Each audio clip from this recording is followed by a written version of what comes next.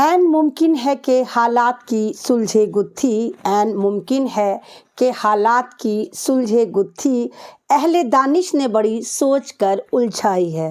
अस्सलाम वालेकुम, मैं आपके सामने ओखला से एक आम सी वोटर ऐमन रिजवी। जैसे आप जानते हैं, दिल्ली में विधानसभा के इलेक्शन हैं और हर जगह एक अजीब किस्म की साजिशें चल रही हैं। आपने देखा कि भारतीय जनता पार्टी ने एक नारा दिया जिसमें कहा कि बटोगे तो कटोगे, लेकिन मुसलमान ये सोच रहे हैं कि ये नारा उसने 80% लोगों को मुत्तहिद करने के लिए दिया। ना, बिल्कुल भी नहीं। ये नारा एक तरह का जो है कोड वर्ड में ये बताया गया है अपने उन 80% वालों को जिनको भारतीय दंगा पार्टी अपने साथ समझती है कि बटोगे तो कटोगे का मतलब है कि मुसलमानों को कभी एक मत होने देना, उनको बांटना, उनको काटने में फिर बहुत आसानी होगी। और यही चीज़ देखने को मिल रही है मुझे ओखला में, क्योंकि मैंने कहा कि मैं इस वक्त एक आम सी वोटर हूं और ओखला की वोटर हूं और ओखला में नियर अबाउट 3.5 लाख के करीब इस वक्त वोटर हैं।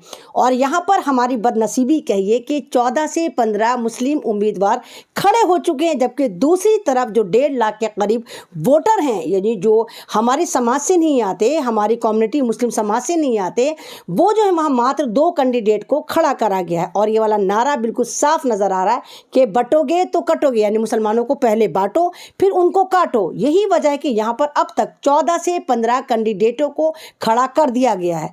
मेरी उन तमाम कैंडिडेटों से सवाल है, मैं नहीं जानती कि आपको हमारे जीते हुए विधायक से क्या प्रॉब्लम है। हाँ, हमें भी बहुत सारी शिकायतें हैं और अपनों से ही शिकायतें होती हैं।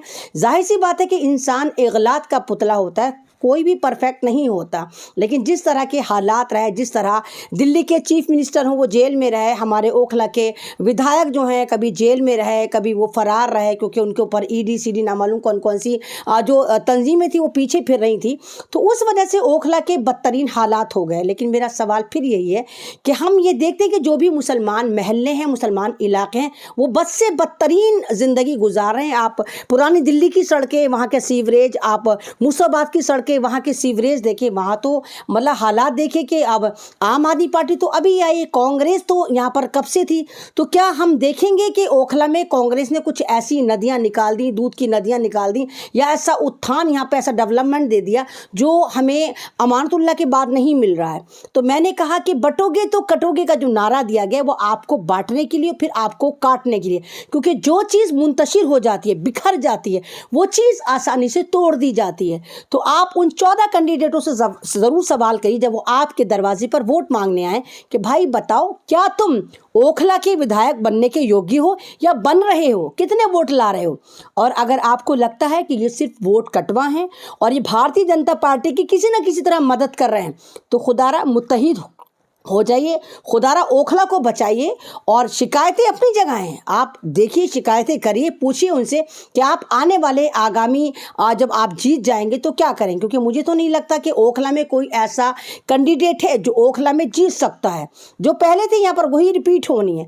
तो क्या ज़रूरत है हम वोट काटने वाले बने, क्या ज़रूरत है कि हम भारतीय जनता पार्टी को मजबूत करें। तो भारतीय जनता पार्टी का जो एक हिडन नारा है, हिडन मैसेज है कि बटोगे तो कटोगे, यानी मुसलमानों को बांटो फिर मुसलमानों को काटो, इस पर आप लोग बिल्कुल अमल मत करें। आपको जो भी लगता है कि जो बंदा जीत सकता है और आपके लिए अच्छा काम कर सकता है, ज़रूर, मैंने कहा शिकायतें तो शिकायतें लेकर जाओ, सुनता है बंदा। जब आप लगातार शिकायतें लेकर जाओगे तो बंदा सुनेगा। तो इस वाली बात पर आप ज़रूर गौर करिएगा और देखिएगा कि आने वाली 5 तारीख में, 5 फरवरी में आप अपने वोट की चोट कहाँ पर लगाते हैं और किसको कामयाब करते हैं। और खुदारा भारतीय जनता पार्टी के इस नारे को धपड़धुस कर दीजिए कि बटेंगे तो कटेंगे। अल्लाह हाफिज़।